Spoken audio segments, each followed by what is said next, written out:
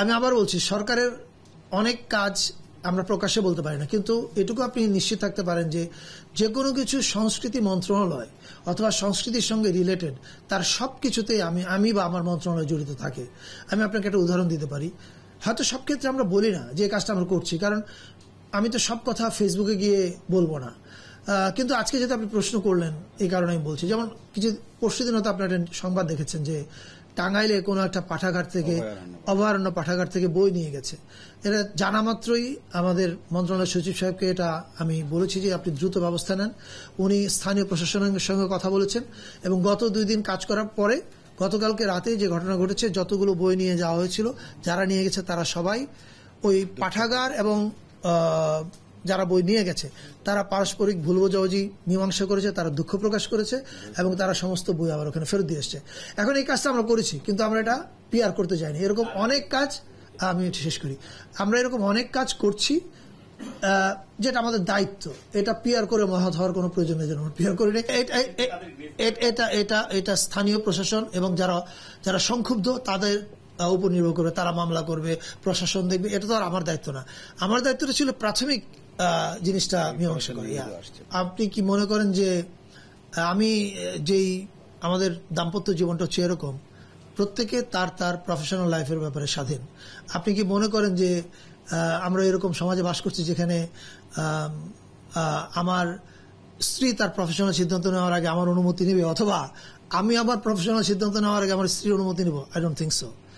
This was her profession, she took a decision. উনি তার এটা উত্তর দিতে পারবেন কোন পরিস্থিতিতে কেন তাকে এটা করতে হয়েছে। That was her profession. এটা আমার ভুল করার গিয়েছে, আমি বুঝতে পারিনি। এটা মন্ত্রণালয় তো আবেদন করে না, তো ঢাকা বিশ্ববিদ্যালয় চারুকলা আবেদন করেছে। সো এটা তারা দেখবেন, এটা দেখেন নাম কি হবে এটা তারা সিদ্ধান্ত নিয়েছেন। তারা ইউনেস্কোর কাছে এই নাম পরিবর্তনের জন্য কখন আবেদন করবেন এই সিদ্ধান্ত তারা নেবেন। আমরা যেটা নিয়ে আনন্দিত সেটা হচ্ছে এই যে আমরা এই প্রথম বাংলাদেশে এরকম একটা উৎসব দেখেছি যেখানে সকল জাতিগোষ্ঠীকে এক জায়গায় আনা গেছে।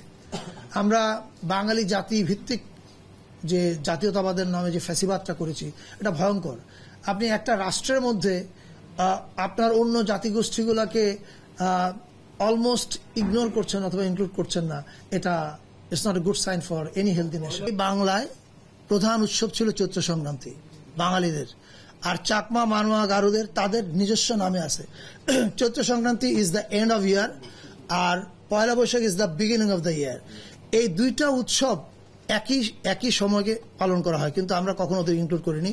আমি আপনাকে অনুরোধ করব এই বিষয়ে আপনি একটু পড়াশোনা করেন, অনেক বই আছে।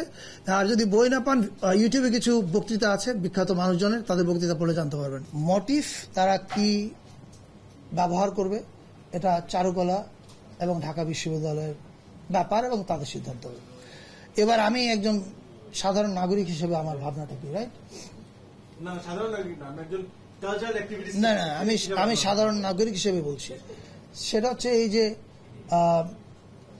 আপনি ফ্যাসিবাদের দেখেন, আমরা যখন জাতীয় ঐক্যের কথা বলি তখন জাতীয় ঐক্যের কথার মধ্যে কি আমরা ধরেন যে মানুষ 1400 মানুষ খুন করেছেন জুলাইতে, তার বিচার প্রক্রিয়া শেষ হওয়ার আগে তার বিচার, অনুশোচনা, ক্ষমা কোনো কিছুই ঘটেনি, আপনি কি আমাকে বলছেন তার সঙ্গে এখন জাতীয় ঐক্য করবার জন্য? I think this is absurd, this is very absurd. বিচার, প্রথম কথা হচ্ছে আমার যেটা উত্তর দেওয়ার পরিষ্কার দিয়েছি, 1400 মানুষ যারা খুন করেছে তাদের বিচার প্রক্রিয়া যাওয়ার আগ পর্যন্ত, বিচার সম্পন্ন হওয়ার আগ পর্যন্ত you can't expect a kind of reconciliation process to start.